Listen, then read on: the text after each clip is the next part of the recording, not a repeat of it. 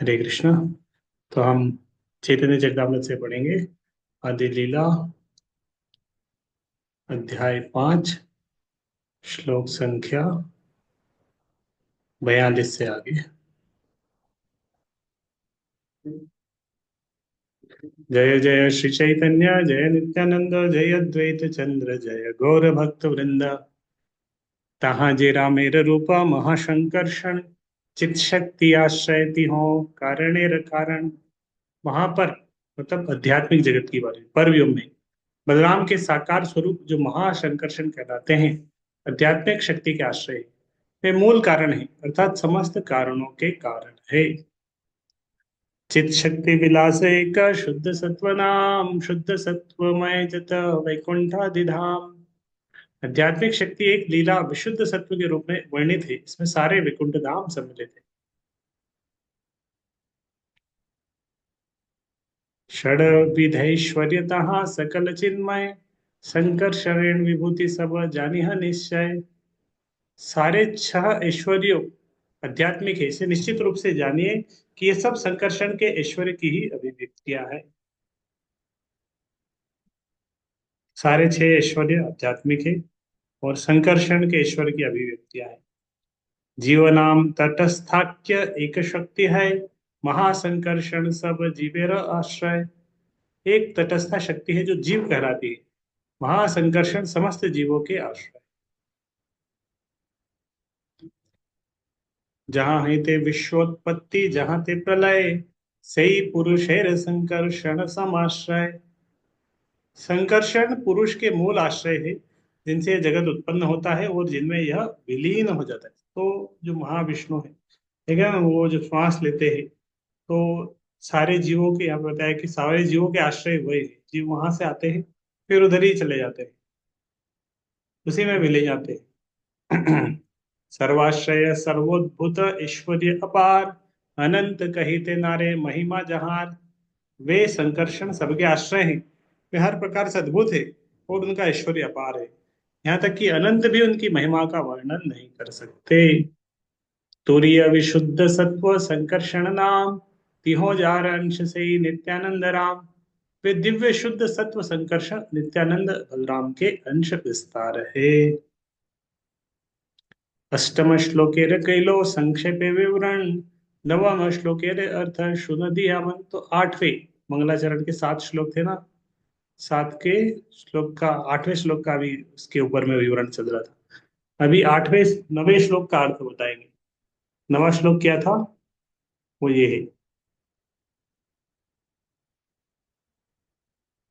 माया भरता जांड संगाश्रयांग शेते साक्षात कारणं बौंदी मध्ये यशेकांश श्री पुमानादिदेवस्तम श्री नित्यानंद राम प्रपद्ये। मैं श्री नित्यानंद राम के चरणों में पूर्ण दंडवत प्रणाम करता हूँ, जिनके अंशरूप कारण सागर में लेटे हुए कारणोदक्षाय विष्णु आदि पुरुष है, माया के प्रति है, समस्त ब्रह्मांडों के आश्रय है। तब कारणोदक्ष विष्णु के बारे में थोड़ा वर्णन आएगा।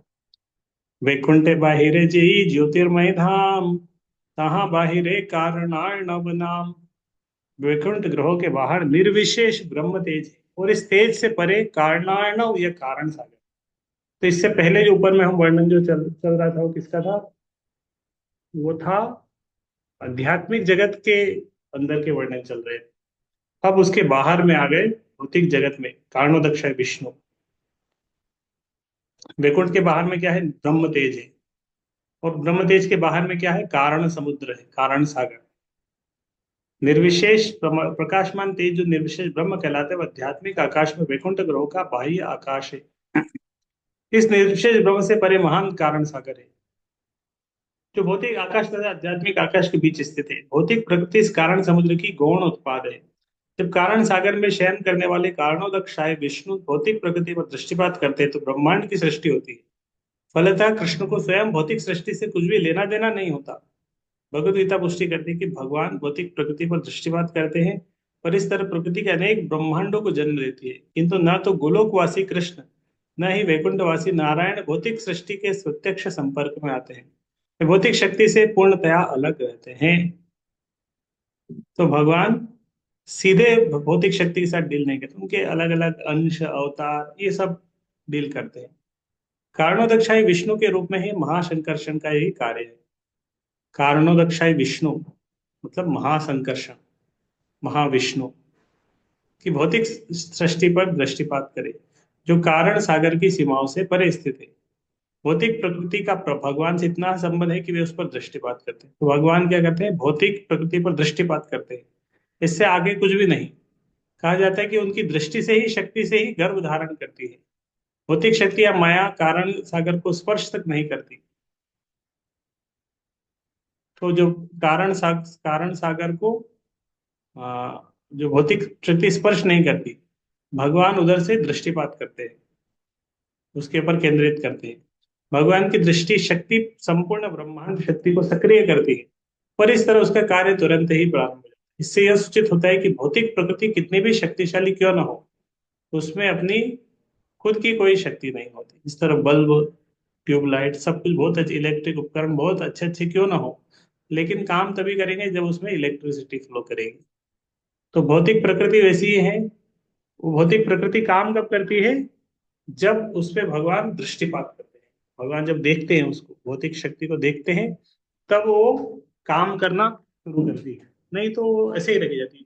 टीवी, फ्रिज, कूलर सब रखे रखे रह जाएंगे, लेकिन जब इलेक्ट्रिसिटी उसके अंदर आएगी तभी वो काम करना शुरू करेगी। तो इसी तरह भगवान जब भौतिक प्रकृति के ऊपर दृष्टिपात करते हैं, तब वो उसमें जीव आते हैं, जीव काम करना शुरू करते हैं। उसकी क्रियाशीलता भगवान की कृपा से प्रारंभ होती है, और तब संपूर्ण जागतिक सृष्टि नियमबद्ध रूप में प्रकट होती है। गर्भ धारण करने वाली स्त्री के दृष्टांत से इस विषय को समझने में कुछ सहायता मिल सकती है। माता निष्क्रिय रहती है, किंतु पिता उसके गर्भ में अपनी शक्ति स्थापित करता है। इस तरह वह गर्भवती हो जाती है। वह अपने गर्भ में शिशु जन्म के लिए आवश्यक सामग्री की पूर्ति करती है। इसी प्रकार भगवान भी भौतिक प्रकृति को सक्रिय बनाते हैं, जिससे फिर वह विश्व के विकास हेतु सामग्री प्रदान करती है। भौतिक प्रकृति की दो भिन्न अवस्थाएं हैं। एक है प्रधान, जो विश्व के विकास के लिए भौतिक सामग्री प्रदान करती है, जो दूसरी माया कहलाती है, जो समुद्र के बुलबुलों के समान क्षण भर अपने अवयवों को प्रकट करती है। वास्तव में भौतिक प्रकृति की क्षण भंगुर अभिव्यक्ति मूलतः भगवान के आध्यात्मिक दृष्टिपात से उत्पन्न होती है। तो एक प्रधान कहलाती है। भौतिक प्रकृति की दो अवस्था, एक है प्रधान, तो उसमें क्या है, जो जो आवश्यक भौतिक सामग्री के लिए जो जो आवश्यकता है, सब वो प्रदान करती है प्रधान। पृथ्वी, जल, अग्नि, वायु, आकाश, मन, बुद्धि, अहंकार, और जो जो 24 तत्व है। 24 तत्व हमने देखा था ना। 5 स्थूल शरीर, 5 ज्ञानेंद्रिया, 5 उनके विषय, इस तरह। भगवान सृष्टि के प्रत्यक्ष या सुदूरवर्ती कारण है, और भौतिक प्रति अप्रत्यक्ष या तात्कालिक कारण है। तो भगवान प्रत्यक्ष मतलब दूर के कारण है। काम कौन करता है, भौतिक प्रगति कार्य करता है। भौतिक का वादी विज्ञानी अपने तथाकथित अन्वेषणों के कारण हुई जादूगरी परिवर्तनों से गर्वित होकर पदार्थ के पीछे ईश्वर की वास्तविक शक्ति को नहीं देख सकते। इसलिए विज्ञान के कर्तव्य लोगों को मानव जीवन के लक्ष्य को भुलाकर ईश्वर विहीन सभ्यता की ओर ले जा रहा है। साइंस आज का क्या कर रहा है, हमें भगवान से दूर लेके जा रहा है। खुद खुद भी वो इस तरह कार्य करने लग कर रहा है भगवान की तरह, लेकिन पूरी तरह नहीं कर पा रहा, पूरी तरह प्रकृति को नियंत्रण नहीं कर पा रहा, थोड़ा थोड़ा नियंत्रण करने का प्रयास कर रहा है।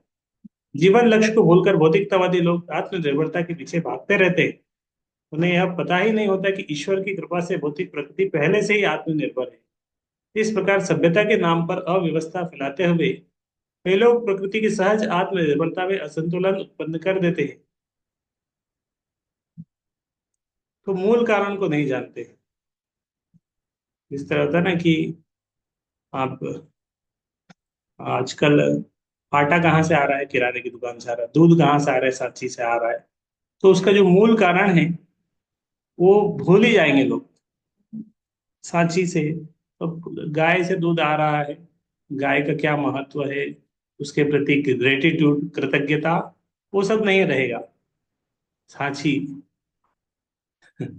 फैक्ट्री से आ रहा है, फैक्ट्री दे, लेकिन फैक्ट्री के पास कहाँ से आ रहा है, वो मूल कारण। मूल कारण को न जानकर भौतिक प्रकृति को ही सर्वे सर्वा मानना अज्ञान है। भगवान श्री चैतन्य महाप्रभु आध्यात्मिक ज्ञान का दीप जलाकर इसी अज्ञान के अंधकार को दूर करने और समस्त जगत को प्रकाशित करने के लिए अपनी अहेतु की कृपा से प्रकट हुए हैं। माया किस प्रकार कृष्ण की शक्ति से कार्य करती है, इसे समझाने के लिए श्री चैतन्य चैतामृत के रचयिता अग्नि में रखी लोहे की छड़ का दृष्टांत प्रस्तुत करते हैं। अग्नि में रखी लोहे की छड़, मतलब एक एक लोहे की छड़ है, आग में डाल दिया उसको, तो लोहे की छड़ है, पहले हाथ लगाते थे तो कुछ काम नहीं, जलता नहीं था, हाथ नहीं जलता था। लेकिन अग्नि में रहने के कारण अब लोहे की छड़ को अग्नि के अंदर जब है तब उसको हाथ लगाएंगे तो क्या हाथ जल जाए। यद्यपि यह छड़ अग्नि नहीं होती, किंतु यह लाल होकर स्वयं अग्नि जैसा कार्य करती है। इसी प्रकार भौतिक प्रकृति की सारी क्रियाएं तथा प्रतिक्रियाएं वास्तव में भौतिक प्रकृति के ही कार्य नहीं होती, अभी तो पदार्थ के माध्यम से प्रकट हुई भगवान की शक्ति को क्रियाएं तथा प्रतिक्रियाएं होती है। विद्युत शक्ति तांबे के माध्यम से संचारित है, किंतु इसका अर्थ यह नहीं होता कि तांबा ही बिजली है। यह विद्युत शक्ति एक दक्ष व्यक्ति के नियंत्रण में विद्युत केंद्र में उत्पन्न की जाती है। इसी तरह प्राकृतिक नियमों के मायाजाल के पीछे एक महान पुरुष होता है, जो विद्युत केंद्र के यांत्रिक अभियंता जैसा व्यक्ति होता है। उन्हीं की बुद्धि से यह संपूर्ण सृष्टि व्यवस्थित रूप से परिचालित होती है।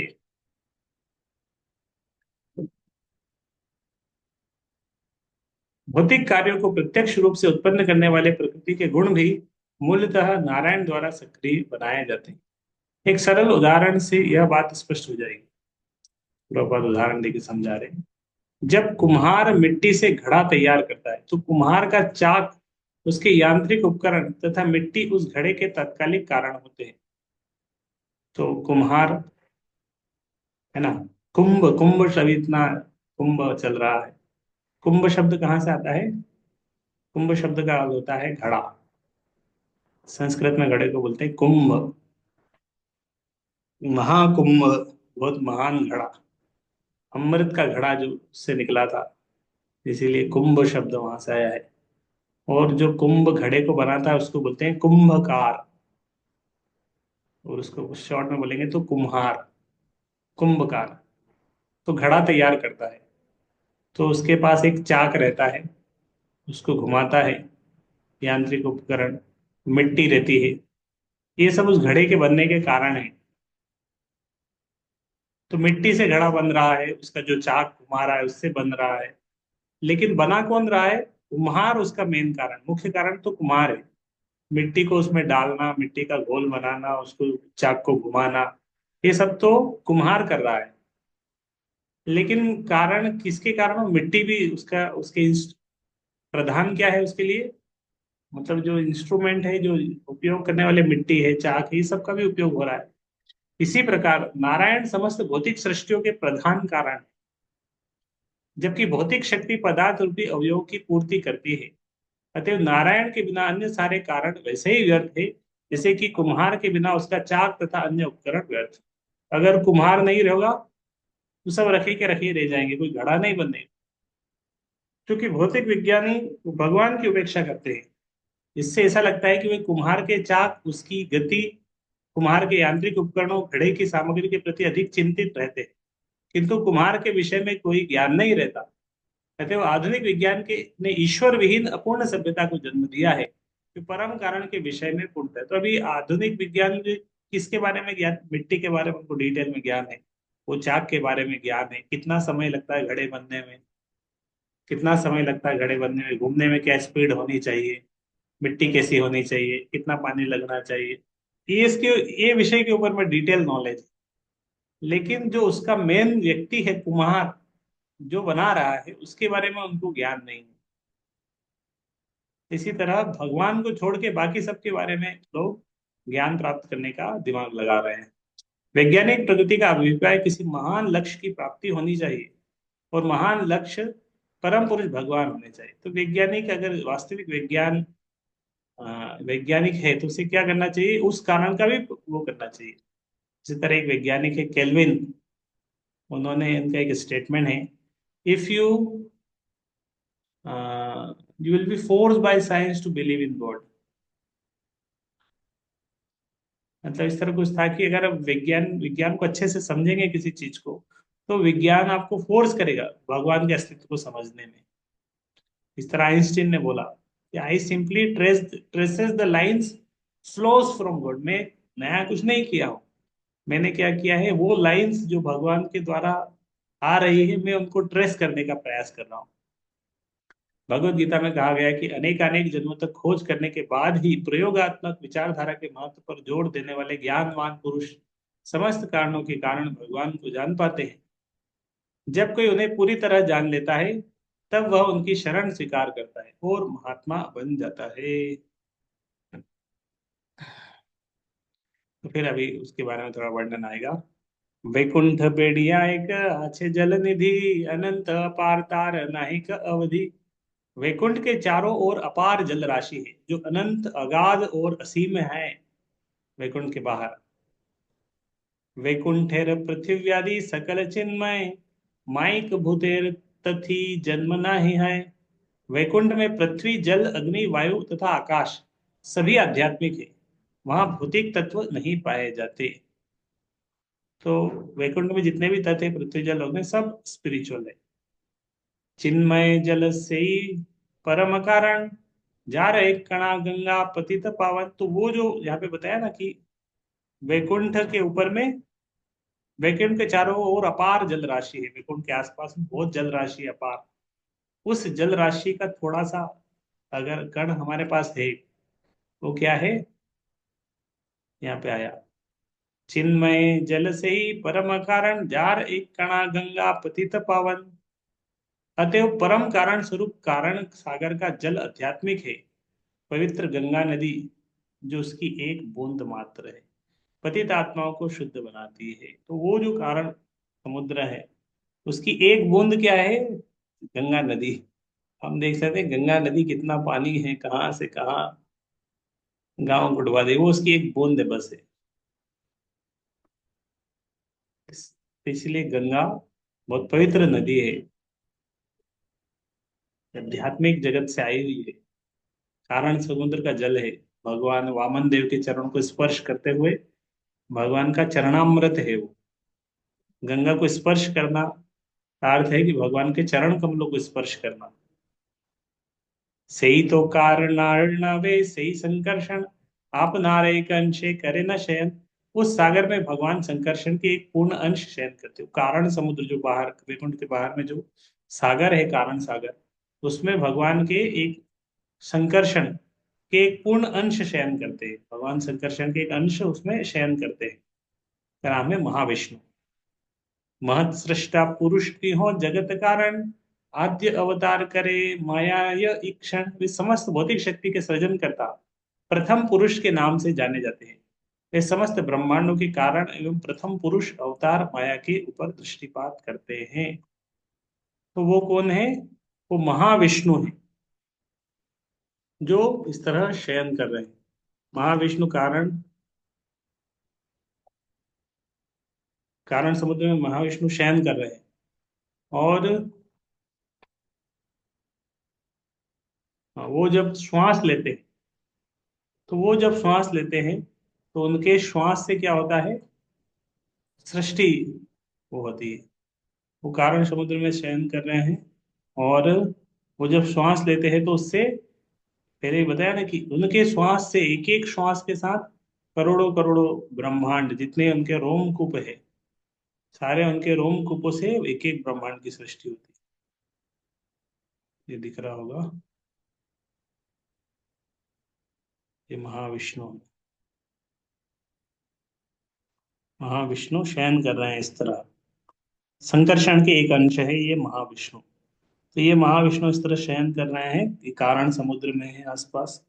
और वो जब श्वास लेते हैं, हाँ, एक श्वास लेते हैं और फिर छोड़ते हैं, तो जब छोड़ते हैं तो बहुत सारे इस तरह बुलबुले उनके रोमकूपों से इस तरह बुलबुले निकलते हैं। एक एक बुलबुला एक एक ब्रह्मांड है।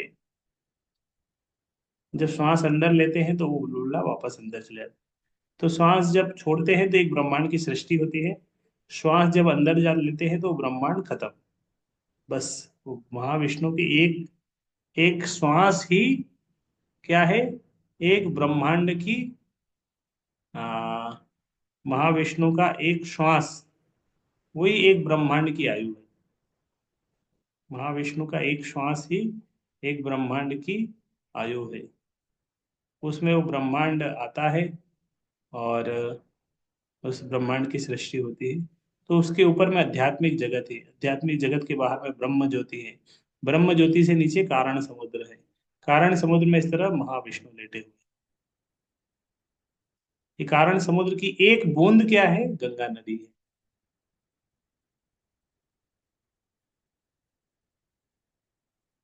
तो ये है महाविष्णु।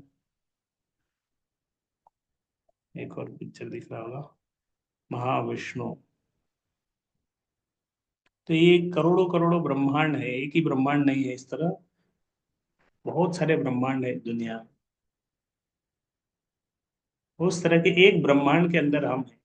और उस एक ब्रह्मांड में एक थोड़ी छोटी सी जो पृथ्वी है, मतलब एक राई की तरह बहुत इनसिग्निफिकेंट, एक ब्रह्मांड के अंदर एक पृथ्वी की स्थिति इनसिग्निफिकेंट है। वो पृथ्वी के अंदर हमारी स्थिति कितनी इनसिग्निफिकेंट होगी। एक पृथ्वी बहुत छोटी सी है एक ब्रह्मांड के अंदर, और उस पृथ्वी के अंदर हम फिर कितने छोटे हैं, हमारी क्या स्थिति होगी। तो ये है महाविष्णु, प्रथम पुरुष। ये समग्र भौतिक शक्ति के सृजनकर्ता प्रथम पुरुष के नाम से जाने जाते हैं। ये समस्त ब्रह्मांडों के कारण प्रथम पुरुष अवतार माया के ऊपर दृष्टिपात करते हैं। तो ये महाविष्णु किसके ऊपर दृष्टिपात करते हैं, भौतिक सृष्टि माया के ऊपर दृष्टिपात करते हैं। माया शक्ति रहे कारण आप फिर बहिरे, कारण समुद्र माया परषित नारे। माया शक्ति कारण सागर के बाहर निवास करती है। माया इसके जल को स्पर्श नहीं कर सकती। तो माया शक्ति ये जल कौन सा, ये आध्यात्मिक जल है, माया उसको स्पर्श नहीं कर सकती। सही तो मायार दुई विध अवस्थिति जगत उपादान प्रधान प्रकृति। माया का अस्तित्व दो प्रकार का होता है, एक प्रधान या प्रकृति कहलाता है, ये भौतिक जगत के अवयवों की पूर्ति करता है। तो माया का अस्तित्व दो प्रकार का होता है, एक प्रधान या प्रकृति कहलाता है, ये भौतिक जगत के अवयवों की पूर्ति करता है।